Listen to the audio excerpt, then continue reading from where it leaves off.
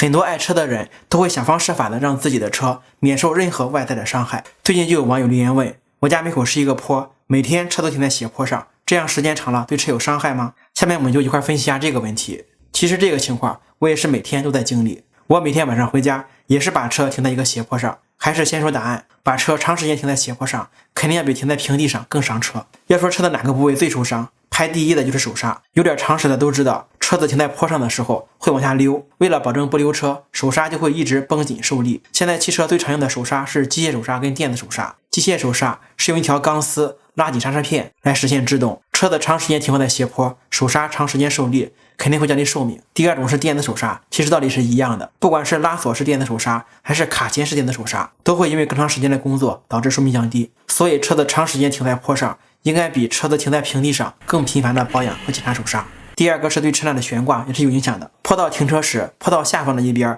悬挂会承受更大的压力，长时间这样会造成前后悬挂老化程度、软硬程度不同，影响乘坐舒适性，还有对轮胎也多少有些影响。这个原因跟悬挂类似，汽车停在斜坡上时，后轮轮胎要承受更大的力，时间长了会加速后轮轮胎的磨损或变形。不过这个问题现在也基本可以忽略，毕竟轮胎可以前后调换或者换新的，而且之前比较老的车，汽车车身的制造的误差比较大，将汽车长时间停在斜坡上，会因受力不均导致整个车身倾斜变形，甚至影响车门的正常开闭。说了停在坡道对车子的损坏，那应该如何避免呢？最直接的方法就是换个位置停车，把车停在平地上。不过现在停车位紧张，有个坡道停车也算不错了，所以说换停车位置不现实。那下面就说一下如何操作能降低对车子的损伤。第一个就是停车的时候要注意顺序，在坡道停车千万不要先挂 P 档再拉手刹。P 档停车的原理是用变速箱中的左指机构将变速器输出轴锁死，在平地上对变速箱的影响不大，但是在坡道上变速箱就会一直受力，时间长了肯定会损坏变速箱。